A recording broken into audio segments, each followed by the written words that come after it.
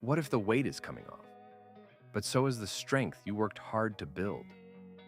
That is the question anyone using a GLP-1 medication for weight loss should ask.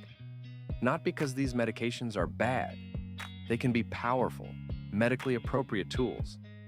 But a lighter body is not automatically a stronger or healthier body. If appetite drops, food quality drops, and training disappears, you may lose more than you intended. In the next few minutes, you will learn the 4 rules that help protect your strength while losing fat. First, let's remove the fear-mongering. Research does not show that GLP-1 drugs automatically destroy muscle. In body composition studies, most of the weight lost is fat mass. For example, a DXA substudy of the SURMOUNT-1 tirzepatide trial found that roughly 3/4 of the weight lost was fat mass, and roughly 1/4 was lean mass. Meta-analyses also find that absolute lean mass can decline during GLP-1-driven weight loss, even while the proportion of lean mass relative to total body weight may improve. The honest takeaway is simple: fat loss predominates, but lean tissue loss is real enough to manage. Before we build the plan, understand one key detail. Lean mass is not the same thing as pure muscle tissue. A DXA or SMART scale estimate can be influenced by hydration, glycogen, organs, and other non-fat tissues. That means a lower lean mass number does not automatically prove that you have lost the same amount of contractile muscle or that you have become weak. Strength, daily function, training performance, and trends over time matter too. But do not use that nuance as an excuse to ignore the problem. The goal is to preserve both tissue and function. Rule 1. Resistance training is your strongest muscle preservation signal. When calories are lower, your body has less reason to build new muscle. But lifting tells it that the muscle you have is still useful. You do not need a complicated bodybuilding split. Start with 2 to 3 full body strength sessions per week if that is realistic. Then build consistency. Train the major movement patterns: a squat or leg press, a hinge, a push, a pull, and a loaded carry or trunk exercise. Use stable technique, work close enough to challenge, and try to maintain or gradually improve repetitions, load, or control over time. Walking and cardio are excellent for health, but they do not fully replace resistance training for preserving lean mass during weight loss. The goal is not to punish yourself with endless workouts while eating very little. Your goal is to deliver a repeatable training signal and recover from it. Keep a few core lifts in your program long enough to see whether you are maintaining performance. If your squat pattern, row, press, or grip strength is stable, that is useful information. Some fatigue is normal during fat loss. A steady collapse in performance is not something to celebrate just because the scale is moving. Reduce unnecessary training volume before you remove the big movements. Keep quality high. Leave your ego outside the gym and progress at the pace your recovery allows. Rule 2. Make protein and nutrient density the first job of every meal. GLP-1 medication can make it surprisingly easy to eat too little. When your stomach capacity and appetite feel limited, build meals around a protein source first. Greek yogurt, eggs, cottage cheese, fish, poultry, tofu, tempeh, beans, lentils, or a protein shake when solid food is not appealing. Then add produce, fiber-rich carbohydrates, and healthy fats in portions you tolerate well. Protein is not magic, and more is not always better. Your ideal target depends on body size, age, activity level, kidney function, total food intake, and medical history. A registered dietitian can set a personalized target, but the practical habit is universal. Do not spend your limited appetite on foods that leave you short on protein and micronutrients. Low appetite is a tool, but it can become a trap. If nausea, fullness, or food aversion, make normal meals difficult, use smaller meals more often, rather than waiting until you are starving.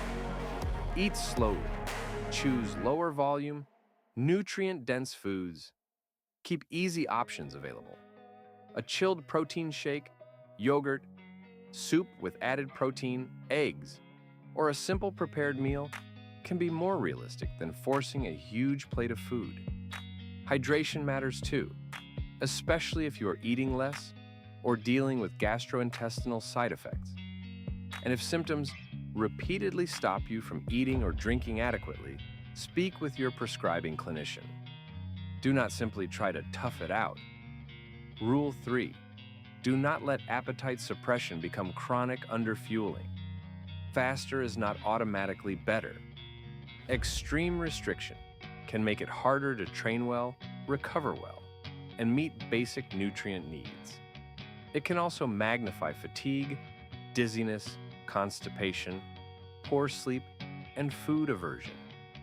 The Joint Clinical Advisory on GLP-1 nutrition emphasizes individualized decisions about calorie restriction and medication titration, plus attention to side effects and nutrient adequacy.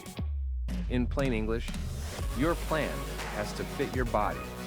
If weight is falling quickly, but you are weak, exhausted, unable to train, or unable to meet your food and fluid needs, that is a conversation for your clinician and dietitian, not a reason to double down. Rule 4. Track more than body weight. Your scale cannot tell you whether your body is becoming more capable. Pick 2 or 3 repeatable performance markers. That could be the same machine press for 8 controlled reps, a sit-to-stand test, a timed stair climb, a loaded carry, grip strength, or simply the loads and reps on your main lifts. Record them. Also, track your ability to complete daily tasks, your energy, your food intake, and your recovery. Body composition tools can help, but do not obsess over one reading of SmartScale. Hydration can shift the estimate. Look for consistent trends and discuss unexpected changes with a qualified professional. Here are the signals to take seriously. Ongoing inability to eat or drink enough, repeated vomiting, severe weakness, dizziness, fainting, rapid functional decline, persistent pain, or a clear and sustained drop in strength. Older adults, people with low muscle mass, people recovering from illness, and people with kidney disease or other complex conditions need especially individualized guidance. This is not a video about changing your medication dose. Never adjust prescribed medication on your own because of advice from social media. Bring the facts to your clinician, your weight trend, food intake, symptoms, hydration, and training performance. That gives them something useful to act on. Here is the practical weekly framework. First, schedule 2 or 3 resistance training sessions before the week gets busy. Second, decide on easy protein options you can tolerate on low appetite days. Third, include regular walking or moderate cardio for cardiovascular health and general activity, but keep strength training in the plan. Fourth, log your main lifts and one simple function marker. Fifth, review once per week. Are you eating enough to support training? Is strength roughly stable? Are symptoms manageable? If yes, keep building consistency. If no, adjust the plan with your care team. The best plan is not the most aggressive plan. It is the one you can sustain while your body stays capable. GLP-1 medication can help create the calorie deficit, but you protect your strength with what you do around it. Lift consistently. Put protein and nutrient density first.